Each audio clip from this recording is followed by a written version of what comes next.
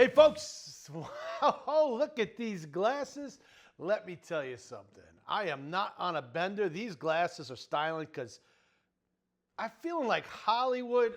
Oh, Don Underwood here. He's not with me today for Inside Arm Wrestling, but we are back with Inside Arm Wrestling number 71. We are 1 week out officially. Today is Friday, October 24th. And you know what, folks? There is only one thing standing between now and next Friday, and that's 7 days of preparation. We are Inside Arm Wrestling here. We are the home of all arm wrestling, sports, fitness, and fitness events and promotions. I make it up as I go. It sounded good. I didn't stutter. And I'm going to leave these glasses on, folks, because I'm feeling like after seeing myself in the lens, I look pretty damn cool today. And you know what? A week out in San Diego, who is cooler than Inside Arm Wrestling and World Series of Arm Wrestling? Not very many. So, without further ado, we are 1 week out, folks, from the biggest tournament payout series in the world. We are inside World Series of Arm Wrestling payouts. We are 1 week away from where one individual may walk away with $15,000. That's right, folks, $15,000. We've gone through it on the episode before. Win your weight class on the left side, right side, and then win the overall. You walk away not only with the $2,500 overall left and right, but with the $3,000 bonus, folks. That is a large amount of money. So let's bring it in with a snap and point. And here, folks, I want to talk today a little bit Inside Arm Wrestling about some questions I've received, specifically on World Series of Arm Wrestling. Number one, there's been some questions on our women's and our masters divisions. And I think it gives me a minute to kind of take care of that. We'll do that right here inaugurally, I guess, in number 71, since we are a week out. And here is how we are going to do the Women's Open and the Masters Open class for the finals.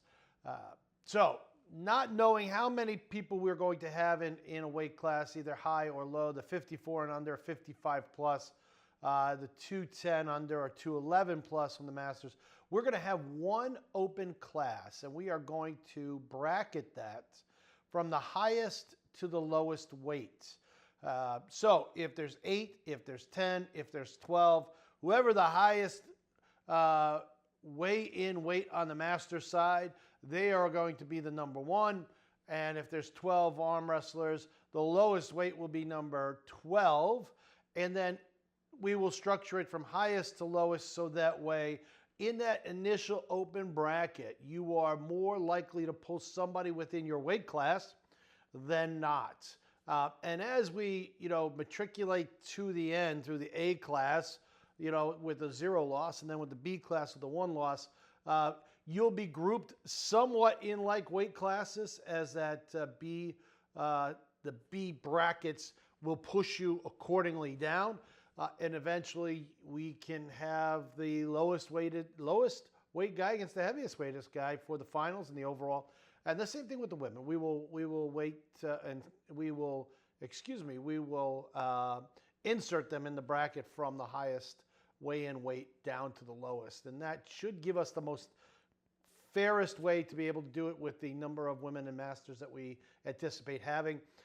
If, in fact, we find that there are 8 154 women and 8 155 women, a total of 16 women, we'll split it up into 2 classes, folks, and we'll do it that way. That way it's fair for those who are looking to be in the 54 class or looking to be in the 55 and older, 55 and higher weight class on the women's side. Same with the men's at 210 or lower, 211. But history telling us that usually those weight divisions, specifically the women's and the masters, we don't get a lot of participation. So in order to be able to make that payout this year, that's how we're going to do that. So given that, I hope that kind of clears it up for you.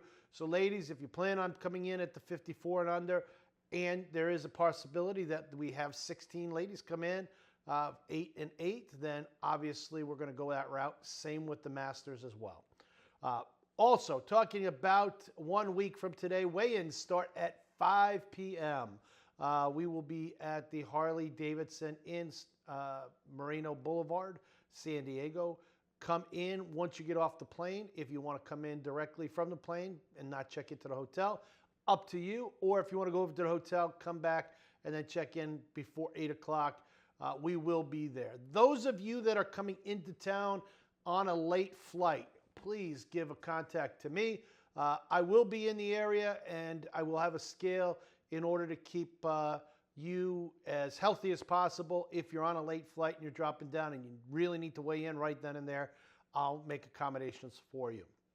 Weigh-ins then reopen at 9 a.m. on Saturday, goes to 12 p.m., and then obviously we start, as always, at 1. So a big opportunity for you to come, folks, here and watch one of the biggest tournaments that the U.S. has. Not only are we anticipating some of the best athletes in very large numbers coming in, but we, again, are the largest payout when it comes to tournament arm wrestling. We're very proud of that. And listen, if you want to know where you stand in the world of arm wrestling, people are going to find out on November 1st. So, having said that, we are not the only show in town. Matter of fact, on November 1st, we have one of our other promotional friends out there, East versus West. They have their tournament in Switzerland. And Switzerland, they're actually going to have a Swiss Open tournament. I'm going to pull it up here on East versus West as we're talking. And they're going to have then, of course, their super match schedule. So I think it's very important, and kudos to East versus West and Swiss Open. They actually have some payouts. They haven't had payouts with their league. They may be following suit with us at WSA, which is terrific. But if you look at their prize monies for what they call seniors, folks, and seniors are really their open class, they're going to pay out $400, I'm assuming US dollars, second prize $200, third prize $100. And on women's, $300, $150, and $50. The tournament itself looks like the tournament itself will be on Saturday at 11 a.m. And I'm not seeing, folks, on the Swiss Open flyer when actually, oh, there it is. They have it at 8 p.m. They'll actually have the East versus West card. So you've got the Swiss Open 2025 East versus West card at 8 p.m., which probably is somewhere in the 1 o'clock range for us over here in the West Coast. And if I pull up there, you know what, folks? I'm going to have to take these handy-dandy glasses off. I hate to do it. I hate to actually unveil the eyes for you here today, but I need to use them to be able to see.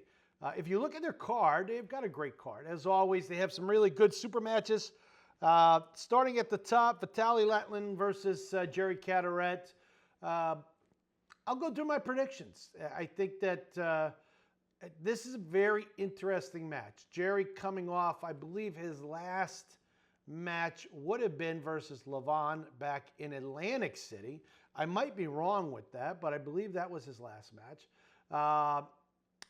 Going after a very, very tall opponent, which I'll be honest with you, I'm a fan of Jerry's. I've spent some time talking to him over the years.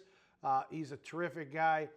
I'm wondering if the height and the lever length of Latlin is just too much.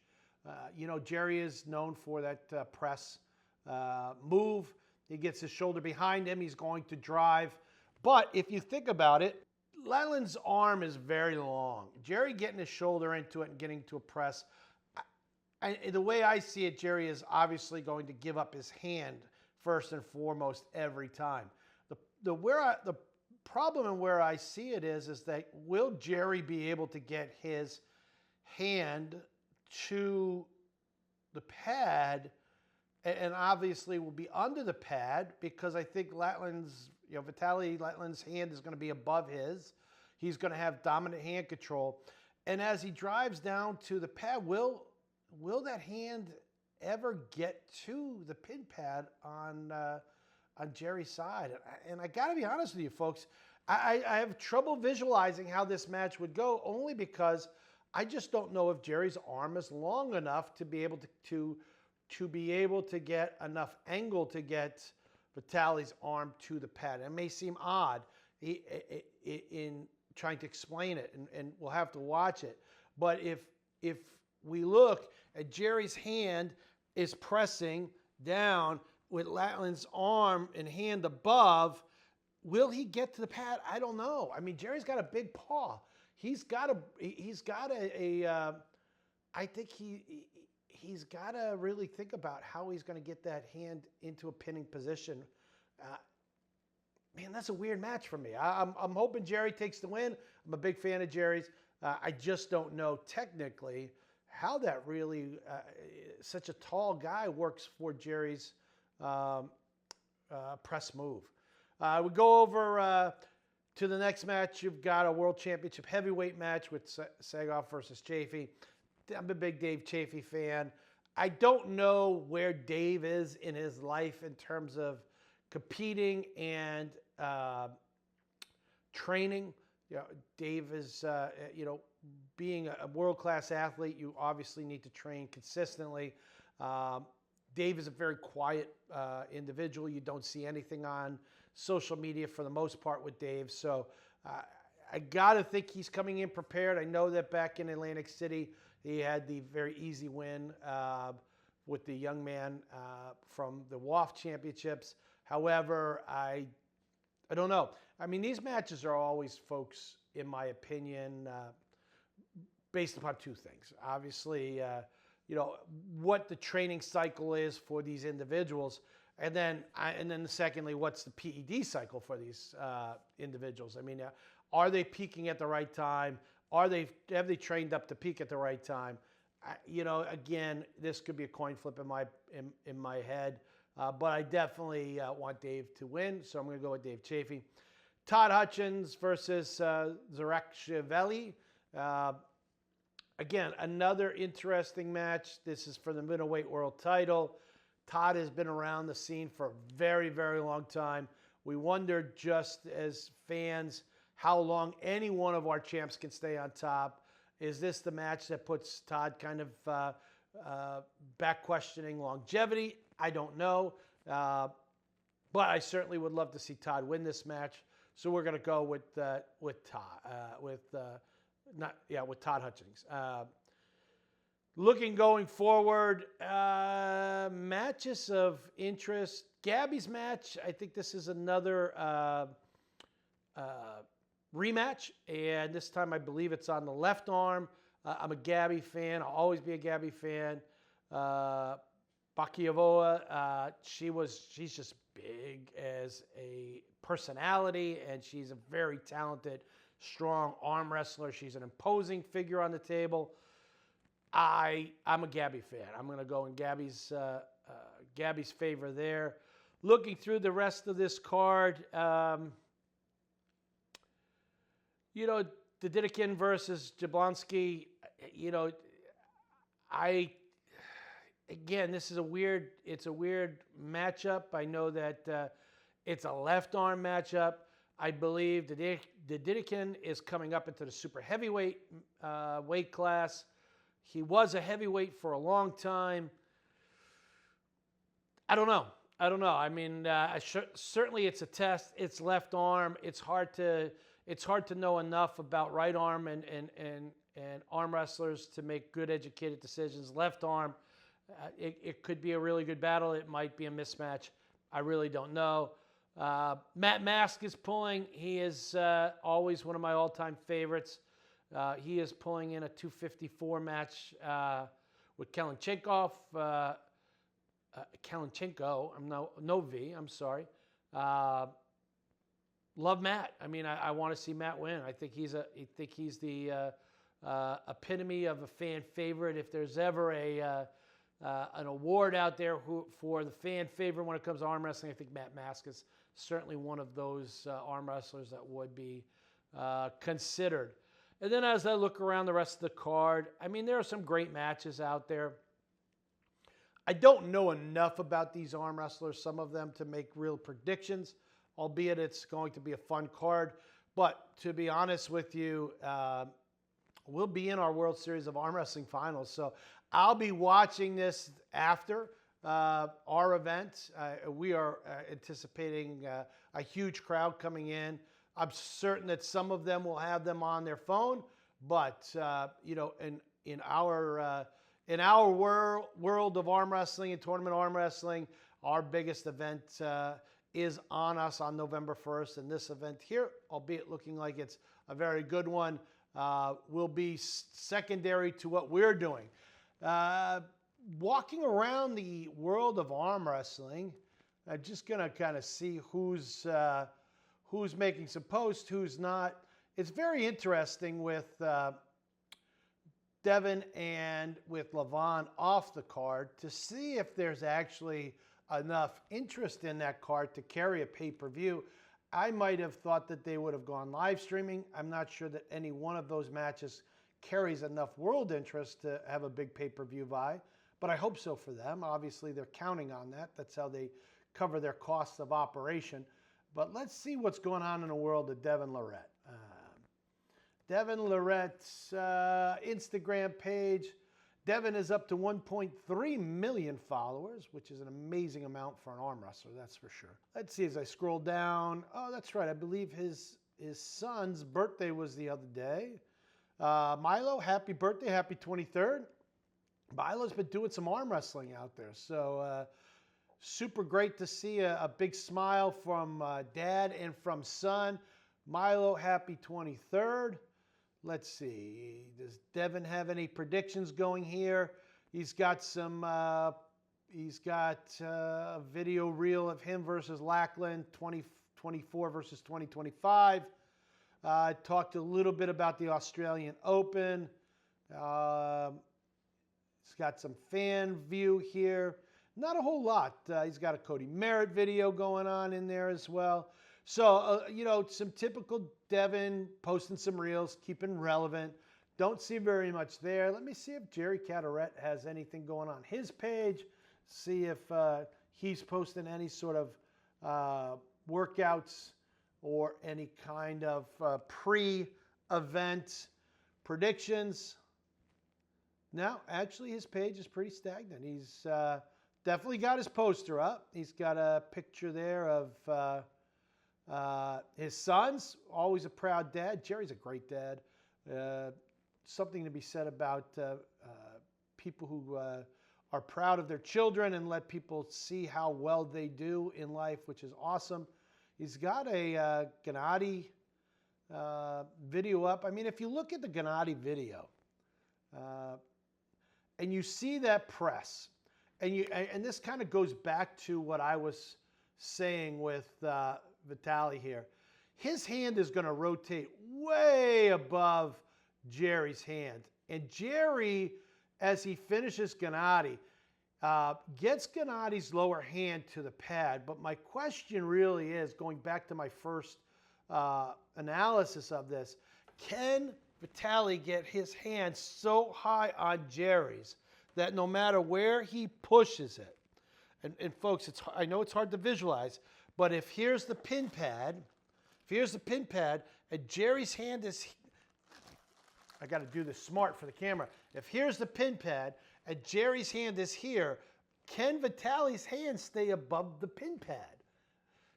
That's a real question, folks. I think because of the length of Vitaly's elbow to fingertip, that lever is so long. I think there's a much greater possibility that he can't get to the pad versus getting to the pad, even in the strap. And Jerry is going to have to go to the strap, obviously, in order to be able to lock that hand in, to be able to get that final push to the pad. But I think there's a real, isometric, not isometric, but isolateral value of levers there that pushing in that direction may not be able to get that hand to the pad. As funny as that sounds, and I'm sure I'm wrong about a lot of things, I think that might be a telling factor in that match. looking also around the horn, if you go to our World Series of Arm Wrestling page, what's new and exciting on World Series of Arm Wrestling? Obviously, we've just recently made the ESPN announcement that they are moving forward with increasing our viewership abilities. We are super happy to be a partner of the Disney company with ESPN as our network that streams us. If you look, you've got the finals. You've got a lot of athletes getting tagged or World Series tagging a lot of workouts in preparation for the finals. We see quite a bit of tagging going on for the WSA page. A lot of people excited in the world of arm wrestling for the finals. I can only tell you, folks, it's going to be a great event without a doubt. So, having said all that, we have officially we have officially come to the point where we're 7 days out. We have officially come to the end of Inside Arm Wrestling. I'm going to put my glasses back on. I think I look super cool. Albeit it probably don't. I look like a super fool, I'm sure.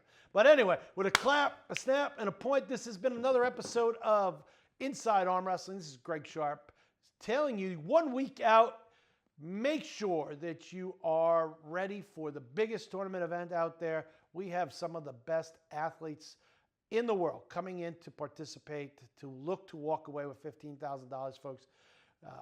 If you're not in it this year, make sure you find a regional in 2026 because the prize money is going to go up, the prestige is going to go up, and only you can tell where you are in the world of arm wrestling by coming to tournaments like this and putting the elbow to the pad and find it out.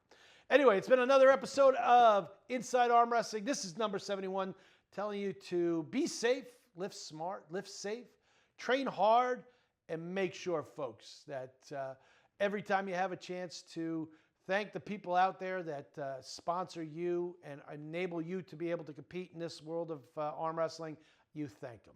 Have a great week, and we will see you next week at San Diego Harley Davidson.